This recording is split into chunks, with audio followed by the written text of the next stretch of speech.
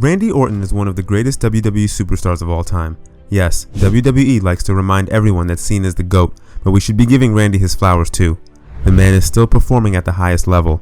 However, I'm going to say that Randy is probably having more fun performing today than he has ever before.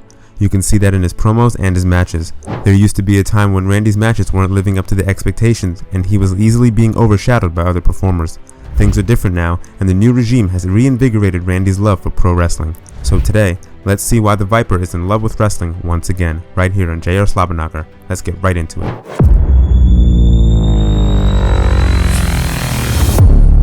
It's hard to remember anything memorable Randy did during the mid-2010s.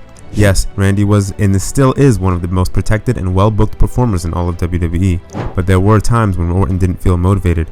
I'm in no way disrespecting Orton's work. He's great, but not always. Let's look at some of his work from that time frame. Randy started in 2015 on a promising note when he had a decent program with Seth Rollins. Later on that year, Randy found himself in a forgettable feud with Sheamus before being sidelined with a shoulder injury. 2015 was a year where guys like Rollins, Cena, Finn Balor, and Kevin Owens were having spectacular matches while Orton was being overshadowed by all of them. Just like 2015, Randy's 2017 started well as he won the Men's Royal Rumble match for the second time in his career. Joining the Wyatt family produced great segments, but by the time we got to WrestleMania 33, Orton and the late great Bray Wyatt didn't have a classic by any means. Winning the WWE Championship didn't mean much as Randy would go on to drop the title to Jinder Mahal of all people. The same is the case of 2018 and 2019, as Randy's feuds with Jeff Hardy, Rey Mysterio, and Kofi Kingston weren't extraordinary. Not all blame falls on Randy, as the creative was just pathetic at the time. However, you could feel that Randy wasn't fully motivated in those programs. Apart from his in-ring performances, Orton was accused of having an attitude problem backstage in the past. Many even claimed that Orton used to be a bully to a lot of individuals. Even Orton himself has admitted that he was kind of an asshole in the past. Yes, yeah, 100%. But that was like, excuse me, that was like my armor. I was an asshole. Orton was suspended for 60 days for unprofessional conduct back in 2006. He has also been suspended twice for violating the company's talent wellness program. Many also believe that Orton has used his influence to hold back talent. Kofi Kingston's name comes up often as many claim that Orton used his influence to end Kofi's push in 2009 after Kofi botched an ending to one of their matches. Orton's behavior has improved vastly ever since then, and you can see that. Things, however, began to improve from 2020 onwards. Edge came back from retirement and he soon found himself in a feud with Randy. The build leading up to WrestleMania 36, yes, the one that had no fans, was incredible. Randy was delivering the best promos of his entire career. Randy would later go on to feud with the WWE champion at the time, Drew McIntyre. I don't think Drew gets enough credit for the work he did during the pandemic era. He literally carried the company on his back during a time when stars like Roman, Cena, and Lesnar were absent. Not only that, Drew gave Orton some of his best matches in years. The matches they had at SummerSlam, Clash of Champions, and Hell in a Cell are all worth revisiting. Randy's 2020, however, didn't end on a high note as his program with The Fiend was terrible from top to bottom. It didn't do anything for Randy as it only proved harmful for Bray Wyatt. But after WrestleMania 37, Randy Orton would find himself aligned with none other than Matt Riddle. Fans were interested in seeing how Orton would do alongside Riddle, as both men were the complete opposite of each other.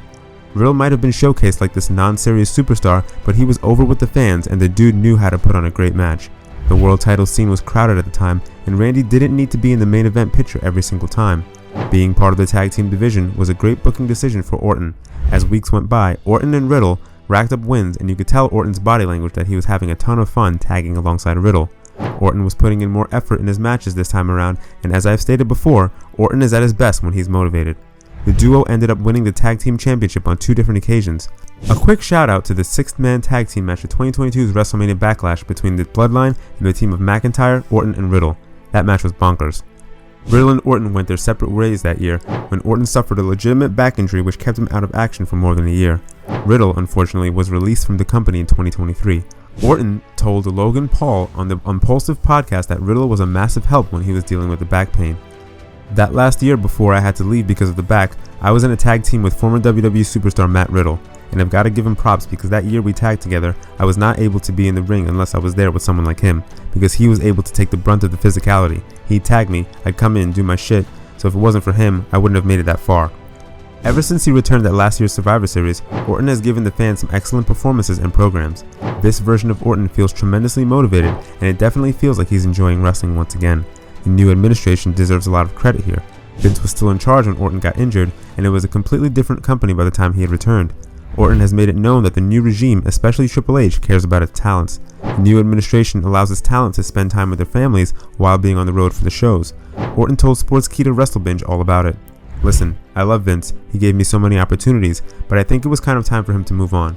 It's unfortunate that it happened the way that it happened, but it's nice having people in charge of me that understand how important it is for you to be home for birthdays and home for Thanksgiving and home for Christmas. He doesn't care if you had kids. I came up to him when I was 35 and my back really started going, and I pleaded with him like, man, I can't do that many shows, maybe do half the tour and be able to recover." He just looked at me and was like, "Oh, I need you on those shows, Randy.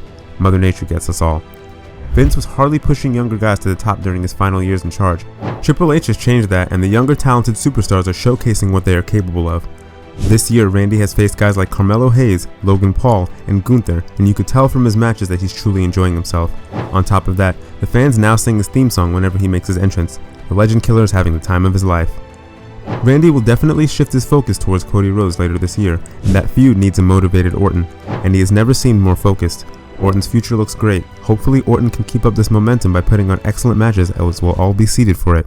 So there you have it, folks. What do you guys think about Orton's current run? Are you enjoying it? And would you like to see Orton face Cena at WrestleMania next year? Let us know in the comments below. You might also want to check out our other awesome videos on the channel. Make sure to subscribe to JR Slobberknocker for more.